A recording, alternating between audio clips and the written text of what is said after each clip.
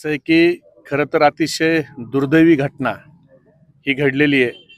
एक आपल्या जिल्ह्यातली आपली लेक संपदा मुंडे हिने आत्महत्या केली। खरं तर ही आत्महत्या नाही, ही हत्या आहे। आणि आज मुख्यमंत्री देवाभाऊ आज फलटणला आहेत।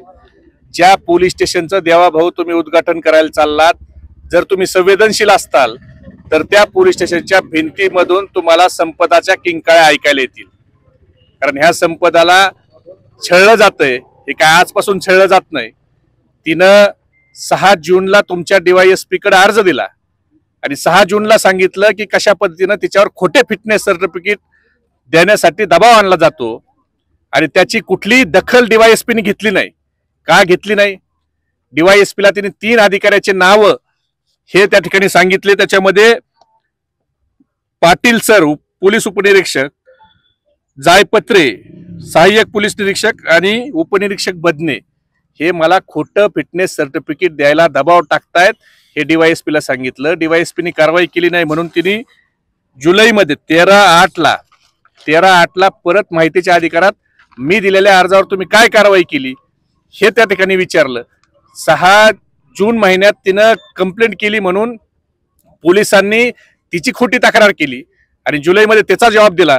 माझं म्हणणं आहे संपदाच्या हातावर जे नावं लिहिलेत ही तिची सुसाईड नोट नाही, तर हा जो जॉब तिने दिलाय मुख्यमंत्री महोदय, ह्या जॉब मध्ये जे जे नाव आहेत याच्यात तुमच्या खासदारांनी फोन करून तिला म्हणलंय। काय म्हणलंय तुमच्या खासदारांनी?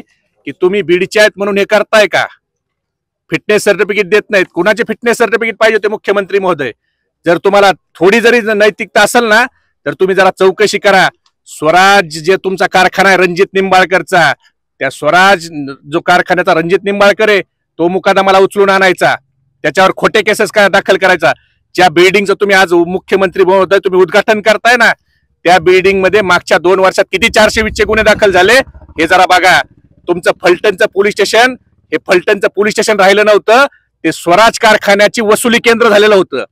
त्या वसुली केंद्रात ज्यांना त्या ठिकाणी मुकादम घेऊन यायचा आणि त्या मुकादमाचं फिटनेस द्या आणि त्याला दबाव टाकून वसुली करायच्या। आता तुम्ही मुख्यमंत्री महोदय फलटणचं जे पोलीस स्टेशनचं जे वसुली केंद्र आहे स्वराज कारखान्याचं त्याचं उद्घाटन करताय ना, शेजारी जाऊन स्वराज कारखान्याला जा। 50 ट्रॅक्टर तुम्हाला जप्त केलेले बीड जिल्ह्यातले दिसतील। 50 आमच्या घोगस पारगावच्या घरकळ मुकादमाला उचलून तिथं नेलं, 420चा गुन्हा दाखल करायचा आणि परत त्यांच्यावर त्या ठिकाणी दबाव टाकायचा आणि पैसे वसुली करायच्या पोलिसाच्या मार्फत। आणि याच्यातून फिटनेस सर्टिफिकेट खोटं। रात्री तुम्ही एका महिला डॉक्टरला 12-12 वाजता बोलवताय फिटनेस सर्टिफिकेट द्यायला, एवढी काय इमर्जन्सी लागली? आणि ती महिला डॉक्टर ती मेल्याच्या नंतर तिचा भाऊ डॉक्टर आहे, त्याला PM च्या तुम्ही नोट्स दाखवत नाही, त्याने तिला OTC ला घ्यायला तुम्ही 10 तास लावताय। अरे लाजा वाटायला पाहिजेत तुम्हाला। त्या महिला डॉक्टरला रात्री 12 वाजता बोलवणार आणि तिचं ज्या वेळेला PM करायचंय, तिचं मेडिकल ज्या वेळेला करायचंय त्यावेळेला तुम्ही 10 तास तिचा शव तिथं पडून ठेवताय। आणि ती ज्या वेळेला मेली, ज्या आत्महत्या केली असं पोलिसाचं जर म्हणणं असेल तर ती लढवाई आहे। तिचे शिक्षक आम्हाला भेटले, तिच्या नातेवाईकांनी सांगितलंय, तिच्या गावातल्या लोकांनी सांगितलं की ती लढवाई आहे। 2 दिवस अगोदर ती भावाला फोन करून डॉक्टर भावाला विचारते की मी भाऊबीजेला येणार आहे आणि मला PGचं काउन्सिलिंग करायचंय, तुम्हाला जरा अपडेट दे, मी नोकरीत आहे। जी 2 दिवसापूर्वी भाऊबीजेला येणार म्हणून सांगते, ती भाऊबीजेच्या दिवशी आत्महत्या करते। आणि आत्महत्या झाली असं जर तुमचं म्हणणं आहे तर ज्या हॉटेलमध्ये तिचा मृतदेह होता तो मृतदेह पोलिसांनी नातेवाईकाला यायच्या अगोदर एवढी काय घाई लागली? 10 तास PM रूम मध्ये तिला शव तसा पडला, मग हॉटेलमधून तुम्ही का काढलं? नातेवाईकाच्या समोर पंचनामा न करता तुम्ही का आणलं? तर मला वाटतं मुख्यमंत्री जर संवेदनशील असतील तर त्यांच्या खासदार रणजित सिंह निंबाळकराची देखील याच्या चौकशी झाली पाहिजे।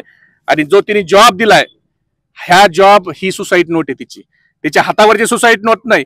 हिच्यात जे काही अधिकारी आहेत, कोण धुमाळे, कोण पत्रे, कोण पोलीस उपनिरीक्षक आहे, कोण खासदार आहे, कोण त्याचे 2 PA आहेत, ह्या सगळ्यांनी तिला छळलंय आणि ह्या सगळ्याच्या त्रासाला कंटाळून तिने आत्महत्या केली।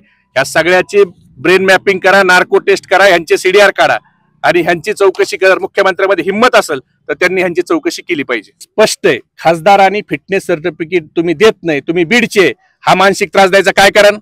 रणजित निंबाळकरचा काय संबंध? डॉक्टरांना बोलून तुम्ही फिटनेस सर्टिफिकेट देत नाही, तुम्ही बीडचे आहेत। अरे फिटनेस सर्टिफिकेट द्यायचं का नाही, हा द्यायचा अधिकार कुणाचा आहे? मेडिकलचं डॉक्टरचं आहे ना, डॉक्टरांना जर एखाद्याचा बीपी जास्त वाटला, तो जर फिटनेस अयोग्य वाटला तर ते काय देतील? आणि तुमचा काय इंटरेस्ट आहे? तुम्ही फिटनेस सर्टिफिकेट मागायला मध्ये खासदार रणजितसिंह निंबाळकरचा काय इंटरेस्ट, आणि तुम्ही बीडचे म्हणून हिनवण्याचं काय कारण? आता जाऊन बघा ना तुम्ही तिथं स्वराज कारखान्यावर 50 ट्रॅक्टर आहेत. मुख्यमंत्र्याला माझं आव्हान आहे की तुम्ही आता ज्या खासदाराच्या शेजारी बसणार आहेत ना, आणि ज्या पोलीस स्टेशनचं तुम्ही उद्घाटन करणार आहेत, तिथं जर तुम्हाला संवेदनशीलता असेल तर आमच्या संपदा ताईच्या किंकाळ्या तुमच्या कानात येतील, आणि त्या किंकाळ्या ऐकून जरा स्वराज कारखान्याजवळ चक्कर मारा. 50 ट्रॅक्टर कारखान्याचे, आणि 2 वर्षातली माहिती काढा ना. फलटण पोलीस स्टेशनला किती 420 गुन्हे दाखल झाले बीडच्या मुकादमावर, काढा ना. हे सगळं कनेक्टिंग आहे. फक्त पोलीस प्रशासनच का देतो नाही, तर वैद्यकीय प्रशासन पोलीस प्रशासन आणि वैद्यकीय प्रशासन हे रणजित निंबाळकरच्या घरगडी असल्यासारखे काम करतात. पोलिसांनी वसुली केंद्र स्वराज्य कारखान्याचं म्हणून लोक धरून आणायची, आणि मेडिकल ऑफिसर तो धुमा जो आहे, तो नंदी बैल, त्यानं सांगायचं ह्यांना फिटनेस द्या. अरे फिटनेस द्या म्हणजे काय? माणसाचा बीपी वाढला, तो मरायला लागला तर डॉक्टर फिटनेस देईल. पण ह्यांचं ते रॅकेट होतं. पोलीस प्रशासन आणि त्या ठिकाणी मेडिकल ऑफिसर हे घरगडी असल्यासारखे स्वराज कारखान्याचे काम करतात. अक्षरशः जे फलटण मध्ये ही घटना घडली, ते फलटण शंभूराजेंचा आजोळे, शिवाजी महाराजांची ती सासरवाडी आहे. त्या फलटण मध्ये अशी दुर्दैवी घटना घडते, आणि एवढ्या वाईट पद्धतीनं तुम्ही फक्त परळी बदनाम केली. परळीपेक्षा जर एखाद्या कारखान्याचं वसुली सेंटर पोलीस स्टेशन होत असेल, आणि खासदार रणजितसिंह निंबाळकरांचे घरगडी असल्यासारखे जर पोलीस काम करीत असतील, आणि फिटनेस सर्टिफिकेट म्हणजे 250 बीपी झाला तरी तुम्ही फिटनेस सर्टिफिकेट द्या, हा जर डॉक्टरांच्यावर दबाव आणला जात असेल, तर मला वाटतं हे परळीला लाजवेल असं कृत्य हे झालेलं आहे. आणि हे सगळे मुख्यमंत्र्याच्या जवळचे आहेत.